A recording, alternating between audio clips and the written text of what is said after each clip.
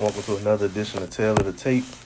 Today we're going to be joined by Kyle Jakobe, owner of Sweat Performance, cultivator of East Coast Bump, and he also works with Polly on his skill development. So as soon as I get Kyle in here, we're going to hop on and get straight to it.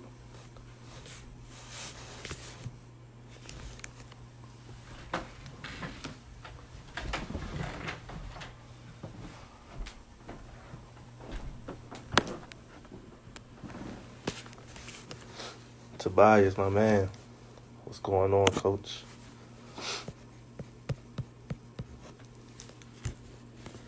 Again, we're going to have Kyle Jakobe with us as soon as he gets on. I'm going to tap him in and we're going to get this conversation started.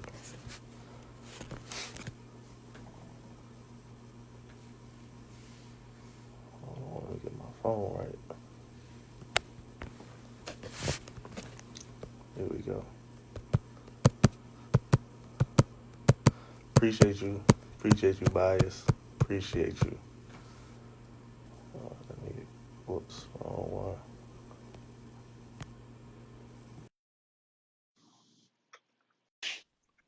Here we go.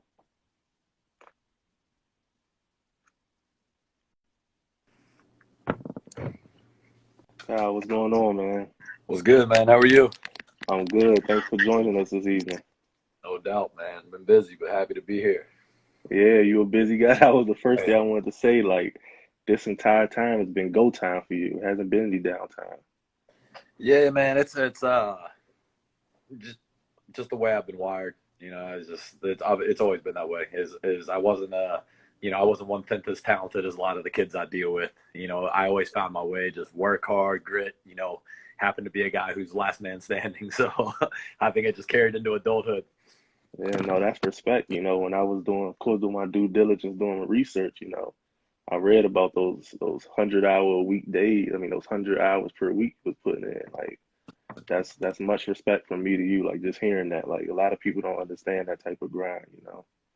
Yeah, I appreciate that, man. It was when I few years into having my own business, I used to have like my boys hit me up and they'd be like, "Oh man, I wish I'd done what you did and all this." And I'd be like, "Man, I used to hit you up Friday night. You guys would be like, 'Where you at?' And I say in the office, I say, 'Where you at?' And they said they'd name some bar. I said, 'You don't want to be where I was, man.'" you know, Yeah, that was where I wanted to be, but it was a lot of sacrifice with it.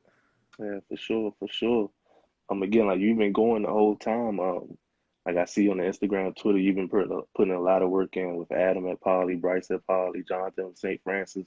Can you just tell us how that's been these last few weeks working out with those guys? Yeah, so I mean, it was obviously tough with all the kind of variables that hit. Yeah, yeah, And all the stuff going on, but I knew that those guys, I mean, this is going to be a part of those guys' future. I mean, when you talk specifically about Bryce and about Adam, those guys are going to be able to make money playing the game of basketball at some point in their life. KJ, John at St. Francis, I truly believe, most of the kids that I work with have a chance at some point to put a roof over their head with the game, whether that's overseas or, NBA. And it's special. So, I try to make sure that I make time for them in whatever capacity. So when we first started working out, some of those workouts were outside at Polly's track. We were getting together hmm working. The first few weeks I was training these guys on Zoom, which is like a lot of people talk about Zoom training, but a lot of people don't have like a 6'8" kid on Zoom.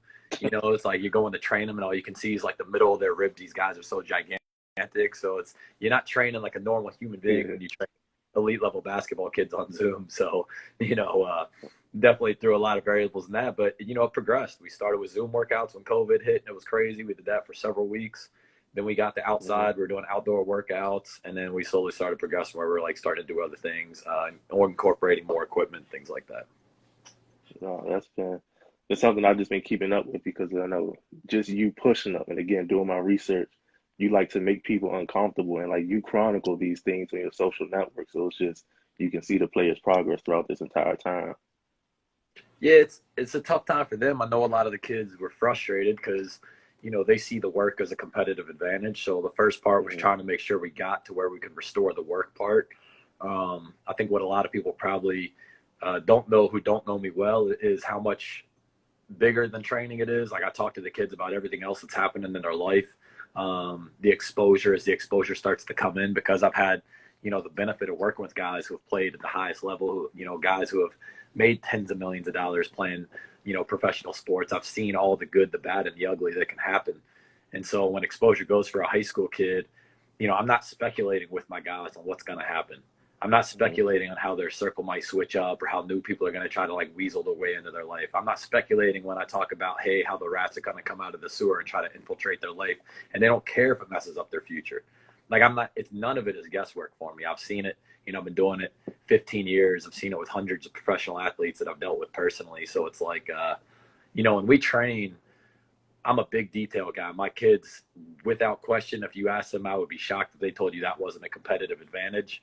But I would also be shocked if they didn't tell you that like the mindset and just preparing them for all the stuff that's going to come that maybe they haven't even seen yet is an advantage as well. That's definitely an advantage working with someone who's seen it all. Like you could definitely get them some pointers. They don't have to. They can learn from other people's mistakes throughout all this. So I just wanted to. I always like to get into people background a little bit. Tell us about your experience in high school and college with basketball. Yeah, so when I first went to high school, I visited a private school I was going to go to. It was called McDonough School in Owings Mills. I visited it, and it was a bunch of like guys that looked like very mediocre athletes. It was before recruiting had really hit Baltimore for the Baltimore basketball scene, so I thought I was going to go in there and absolutely like run the school from the first year I stepped foot on campus. And it just so happened that my first year, McDonough coincided with the first year that McDonough decided to recruit for sports. And so my freshman class specifically, one guy in particular I thought was in the NBA. I walked in the gym and I ran up to our athletic director and I was like, see this 6'4" guy who's like stripping people half court, like tomahawk dunking, hitting threes. And I ran up. His name was David Lund. He ended up being like a top 50 prospect, went to Delaware back when Mike Bray was there. But I was like, coach, like, who's that guy? Like, who's that? What NBA team does he play for? He's like, NBA. He's like, he's 14. He's going to be a freshman just like you. I said, oh, hell no, I'm never going to play here. Yeah. And so, from that point forward, I knew that I wasn't going to make it the pretty way. I wasn't going to finesse my way into anything. I was going to have to be that dude who just like showed up to every day, worked as hard as I could. And I was okay with that. At the end of the day, I didn't play the game because I wanted to be a star. I just, the way I grew up was you just play to win.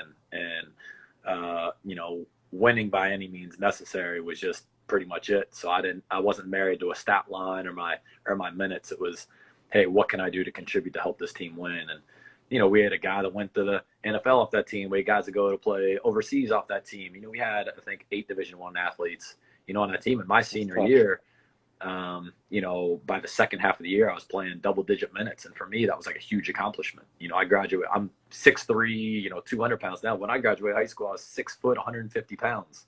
I was tiny. I grew till I was 22 years old. Okay. So, our starting lineup, we had one guy who started point guard who ended up going to the NFL for 7 years, but everybody else was like 6'3", 6'7", 6'9". It's tough. That's tough. Yeah, it was wild. It was different than anything I'd ever seen. I'd grown up out in the county. My exposure in terms of like really high level basketball was not. I'd never played AAU before high school. I was a kid who had grown up playing like rec council basketball and garbage rec councils, which I thought were the real deal at the time until I got exposed to like what real deal basketball was. And I just had to work, man. I appreciate it. Like, I appreciate the guys that I had to compete with. I'm happy that that's what I went into, and that's the sort of comp that I like. I would have hated to have found that out later in my life. The fact that I was 14 and I got, put against some of the kids who were best kids in the area that were recruited to school, and I got to compete with them. Like, that's the best thing in the world, man. I want that in business. I want that in my own life. I want that in basketball. I don't want to go beat up on a bunch of scrubs. Like, right?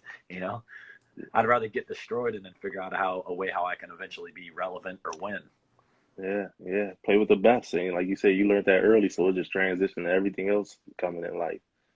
Yeah, a lot of the stuff where, when you're inferior in a lot of ways, whether that's physically or athletically or all these different types of things, mentally, it's like what you do is you start figuring out like little cracks that you fit into. You start figuring out like the little things, the little cheats, the little ways you can get away with stuff. Like you start figuring out all these little things that maybe somebody who's more talented, they don't have to take the time to figure out. Yeah, And they never think about it. yeah, and if you really work and work and work, you find a way where these little details, they can still get you to that top level. And so, not that I was top level, I ended up playing Division III basketball, but no one, I can guarantee you, when they first saw me step into high school campus, even through my senior year, thought I was going to play college basketball. You know, I ended up starting for 3 years. I played Centennial Conference at Gettysburg College, but the advantage that gives me in what I do now is I can teach all those little details to guys who never took the time to see them before. So when I get a top 100 guy, when I get a guy who's, you know, top 250, whatever it is, and I can start to show him, hey, man, like this is the little cheat. This is how you do that a little quicker. This is how you get that guy balanced. This is where the defense is compromised. This is the footwork that you use. Those really little technical things, like that's my advantage. Like I fear that if I had been born an elite basketball player, an elite athlete, like I never would have taken the time to figure those things out. But now I have like such a keen eye where I'm like, hey, man, these are the things I had to do just to stay relevant with guys more athletic than me. But if you're a superior athlete and you know how to do this, there's nothing anybody can do with you. That's the next level. That's literally getting to the next level right there. Yeah. So, all right, coming out of college, did you go straight into your entrepreneurial route, or you went through some things and then made that decision?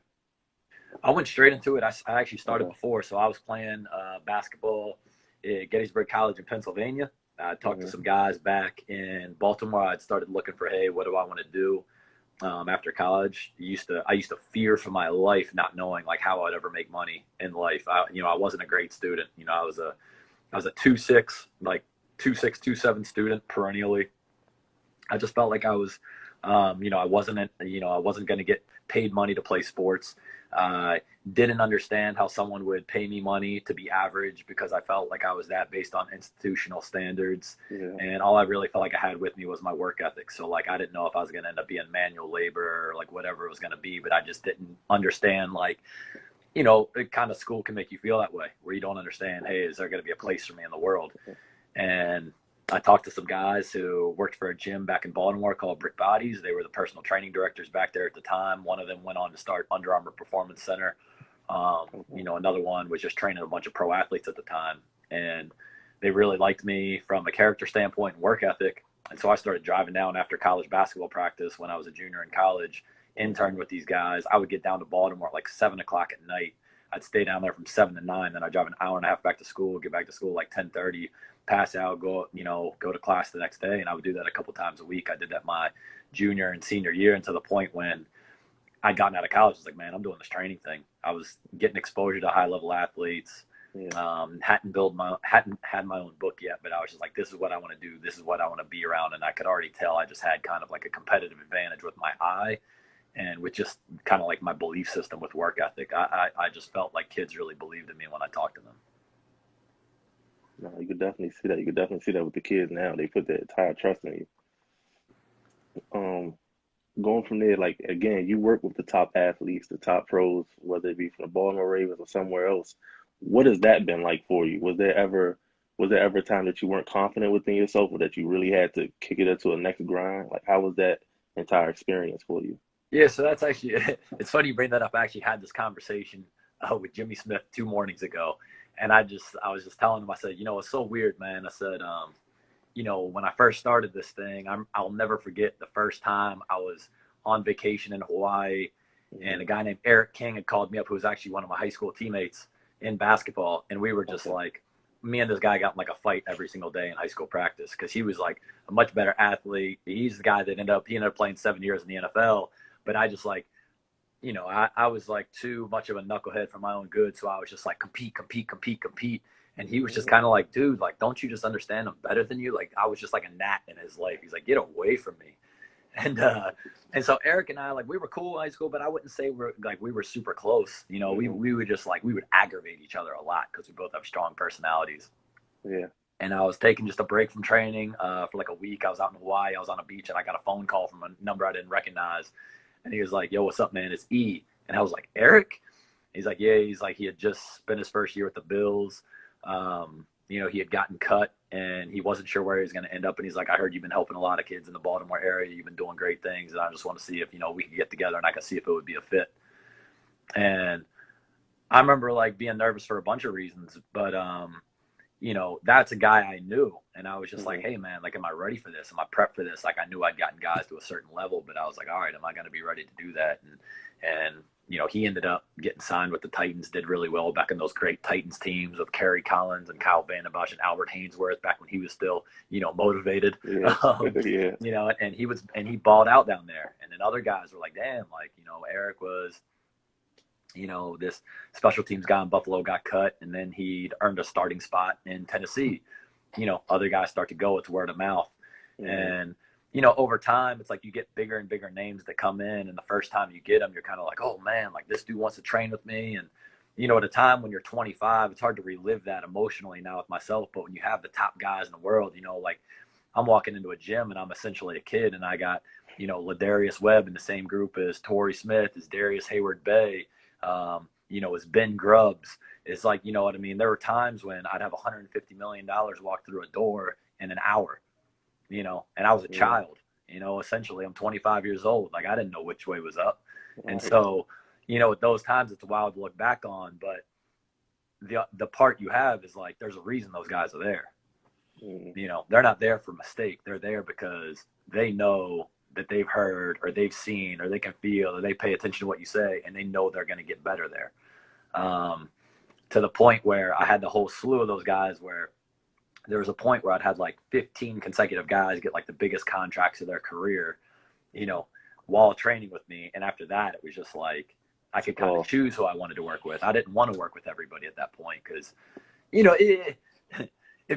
once you get deep into the pro athlete world, you become unfazed because you realize everybody's human. And a lot of times you'll actually realize that from just like a moral standpoint, depending on who you are, it can be a tough world to go into because, like I said before, it's not just training for me. It's much deeper. Like I'm going to talk to you about decisions you make. I'm going to talk to you about what kind of leader are you in the community. I'm going to talk to you about, hey, what other things can you contribute to this world other than catching a football, getting a bucket, so not everybody's for me, man. Like a lot of my pro guys, they won't bring in all their friends. They might bring in one because they know that like we might butt heads because it's not going to stop and end with like you doing an agility drill or strength exercise. It's going to like, we're going to get in there. We're going to work. We're going to do real work. Yeah. And again, that was something like when I was just reading, I was like, that's interesting. Like not too many people have the confidence, or, what I'm saying? You have that $150 million walking in your gym doors. Not everybody has the confidence to make that person or those people uncomfortable.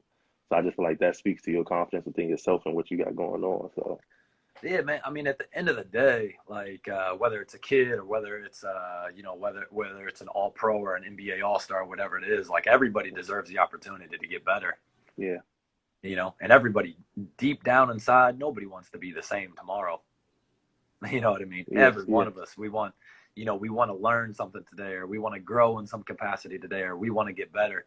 And you will run into the guys who like their egos are so big yet so fragile, where they're not a good match for me, because I want to be able to have transparent conversations with you. Yeah.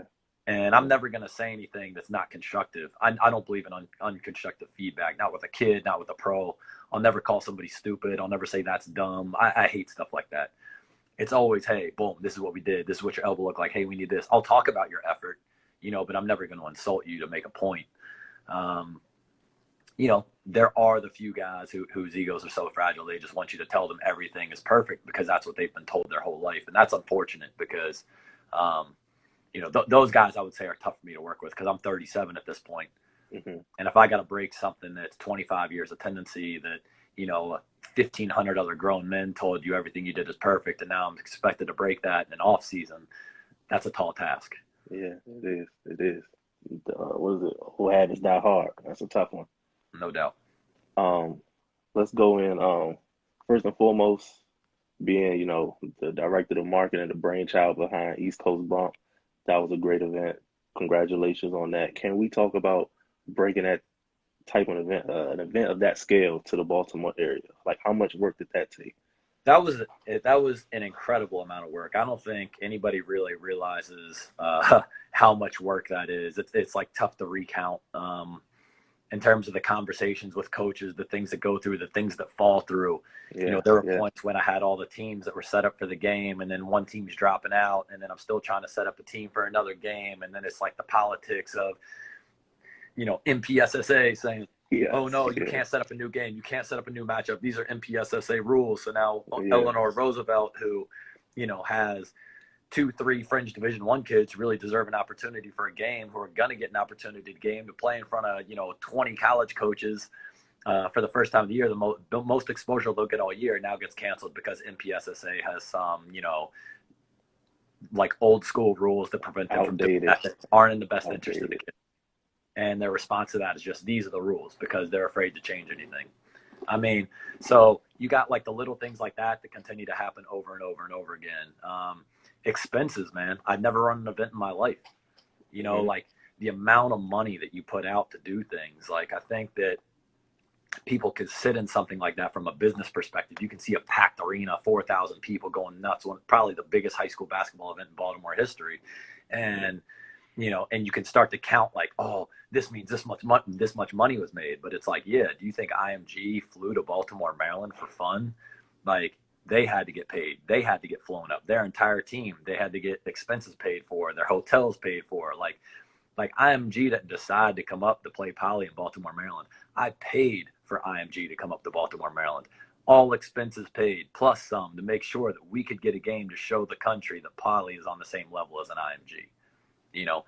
You think Oak Hill, the most storied program in all of high school basketball, decided to hop on a bus and come up to Baltimore for giggles? Come on, man. People aren't making that move. There's much more luxurious places for them to get drawn to. It's like all those things come with an expense. Setting that up, tying it.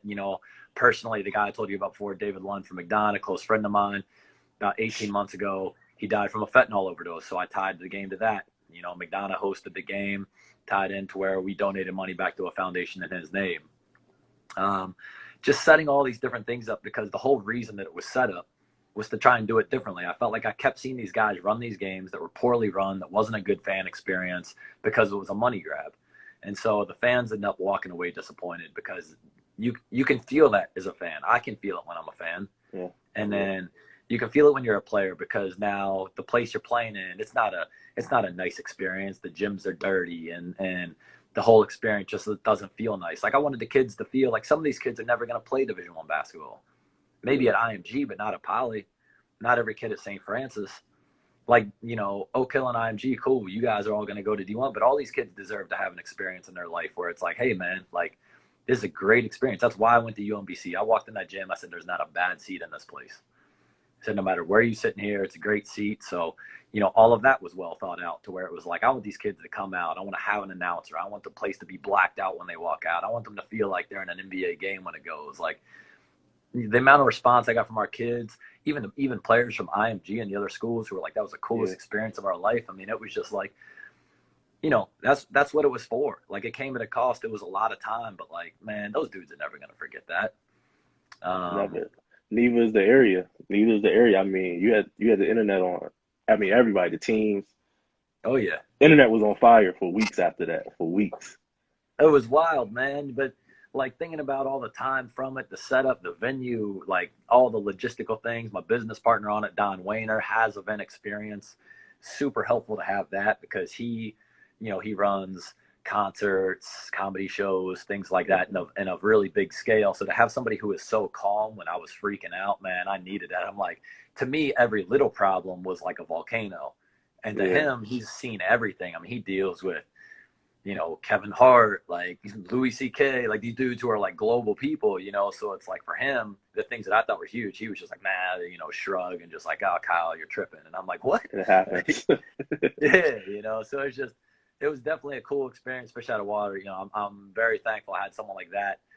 Not just someone in that industry, but someone credible who's trustworthy. Like, that guy has been family to me for 15 years before we ever did any type of business together. So I'm I just know how that world works, and it's hard. It's like finding a trustworthy sports agent. It's like, so I'm really lucky to have him with me, and we built something out, and he believes in the community thing. So to have somebody who was aligned with that, and it would have sucked if like I wanted it to tie to the community and he wanted it to be a money grab. And then it's like, we got this whole thing. Well, then what do we do? He's like, oh, well, you give stuff to the community out of your side, and I just want to keep the money. No, we were both tied back into, hey, man, let's do this right. Let's take care of the teams, take care of the kids, take care of the community, do something positive for the for the David Lund Jr. Foundation. And so really lucky with that, man. But I also, I learned how to do marketing through that. I ran the marketing for that entire thing.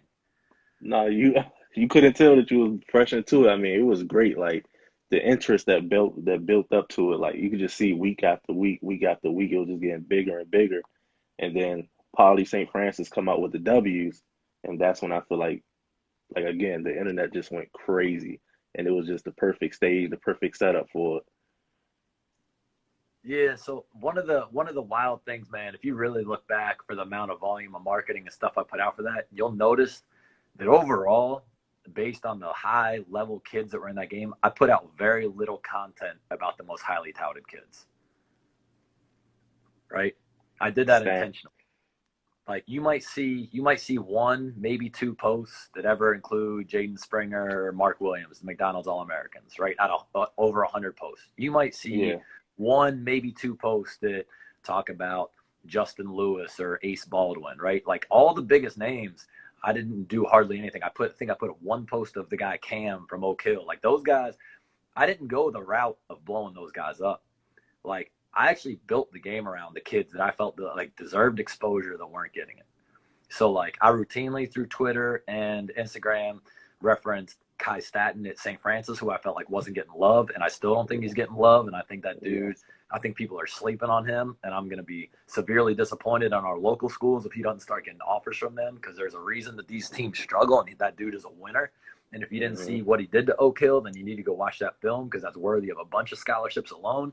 Um, I built that game around guys, and I felt like, hey, man, like these kids are winners. This is what our city's about. We have kids who have their back against the wall, who don't have the same resources, are going out here and winning. We have kids out here who go out, who play, uh, global academies and historic basketball programs. And our kids, they might miss meals. They might sleep and have like no heat in the winter or leaks in their roof, and they go out and they can still compete with these guys. What do you think a Baltimore City's kid is gonna do if he has 3 meals a day, if he's getting 8 hours of sleep at night, if he has the right vitamins and nutrients in his body?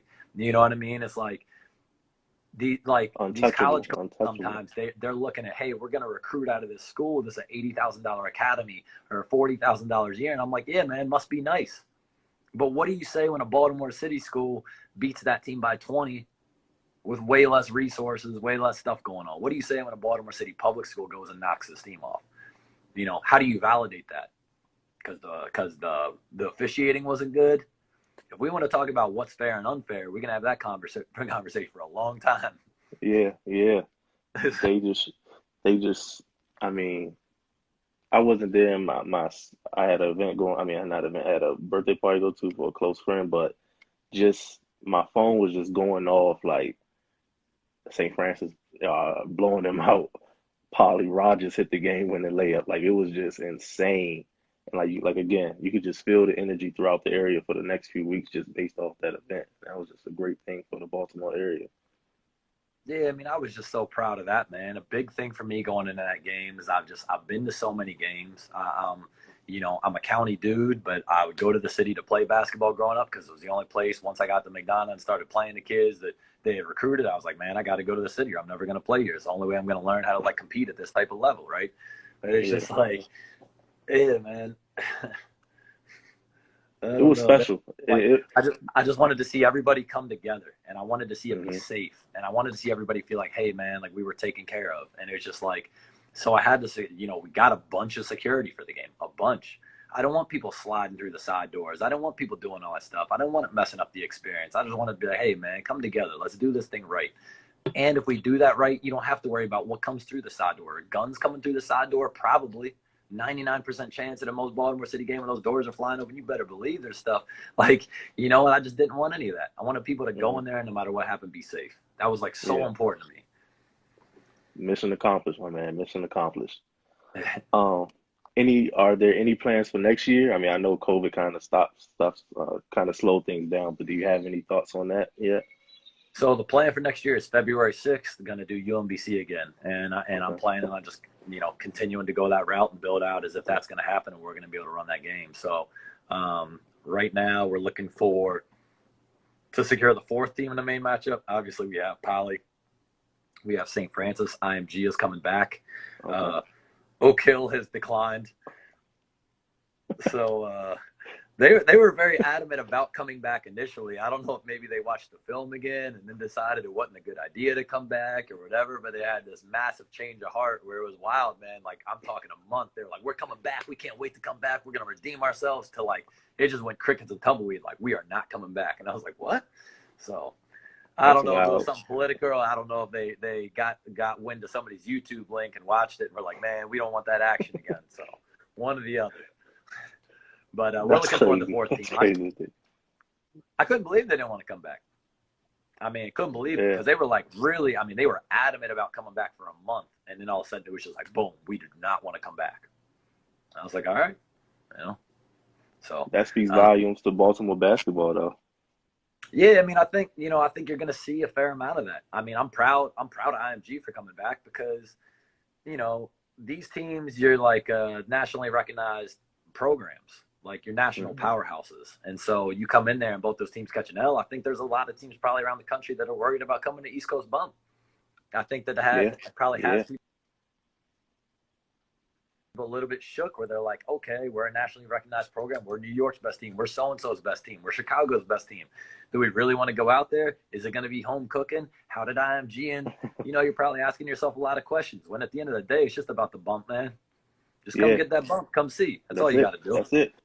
And Like, at the end of the day, you're supposed to want to play the best at the end of the day. yeah, man. It's like this whole thing now, like coaches, and you got these little like runners for kids and stuff, or these handlers, and they're all trying to protect their kids. Like, what are you doing, man?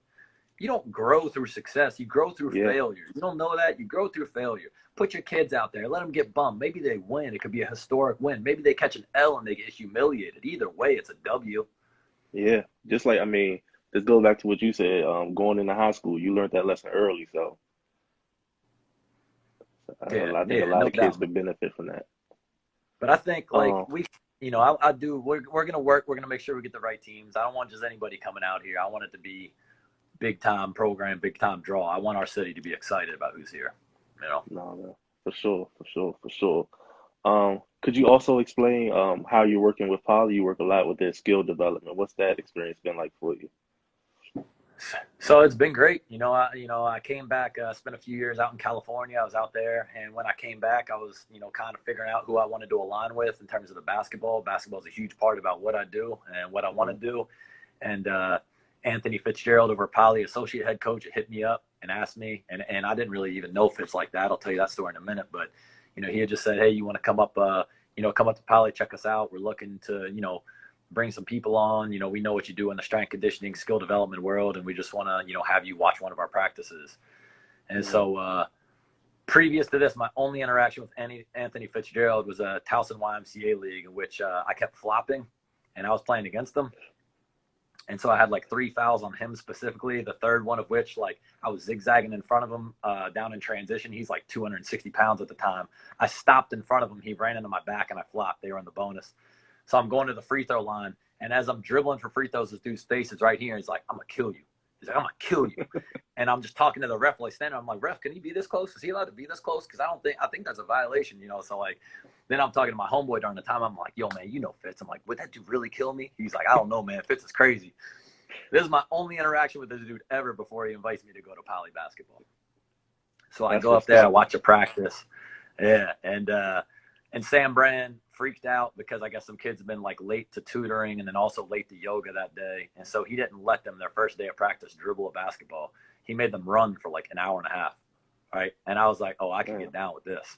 So I was like, at that point, I was like, all right, man, if this dude's willing to bring me here, I'm gonna stay here and work with these guys. And little by little, it was it was a lot for Sam. He didn't know me. I didn't know him. Fitz didn't really know me. And it was like, hey, they're kind of bringing me in to be the skill development guy for a program that they've built before I ever had any part of it. Hmm. And, it's just like the trust got earned as he saw me week after week. He was just like more and more delegating more and more, giving me more responsibility with it until it just became like, hey, man, this is you. Like, I don't want any part of it. To now Yeah. we're like, Sam and Fitz just delegate that. And, we still use each other's resources. Sam's I would say like is elite in terms of teaching shooting. Fitz is elite, I would say, in terms of teaching rebounding. So like even if I'm working with a big man, I'll still bounce stuff off them or like, hey Fitz, what do you think about this and this? And it's just like it's just a cool team environment, man. There's no ego. There's no agenda. Like those dudes from day one have treated me like I was family. They never stepped on my toes. Never once heard them talk behind my back. Never had to get in any type of argument. We have disagreements, but we have them transparently to each other's faces. There's not a lot of people that do that, man. There's not a lot of grown men in this basketball world when you deal with like elite kids that are just willing to have hard conversations with you to your face. It's a lot of ego. It's a lot of ego. Yeah, you'll get grown men that run behind your back and go talk to kids about the problem. Like, don't bring these problems to kids, man. I'm right here. So when I saw that and I saw it in this city and I just been around here long enough, I was like, man, I wanna stay around these dudes as long as they're gonna have me here and build whatever I can to be a part of it. Ooh. I read something you said it's not about doing 20 things good, but it's about doing one or two things exceptional. Can you explain how you put that into your workout regimens and everything? Yeah, just it's coaches and a lot of stuff with trainers, man. Guys that I would say you're supposed to be a leader is they go out and they try to take their kids through all these like crazy different drills, like double combo moves, triple combo moves. You got big men doing it where clearly it's not supposed to be what they're doing. You're trying to have everybody do all these different things when at the end of the day, you're thinking about what you want and you're not thinking about what the kid needs. And if you want to get a kid to the next level, which like every kid we got, probably I can tell you off jump right now, they want to get to the next level. That's their goal. Whether you're the last guy on the bench or not, every kid on our team wants to play college basketball. Every guy on our team wants to go play college basketball for free. They want to go to college for free, right? If you're a Division I coach and you think that there's a single guy on your team who in his head, his ultimate mission isn't to go to the pro level, right? You're out of your mind. Out of your mind. I don't care how few minutes he plays. If you don't think that crosses his mind, like you're tripping.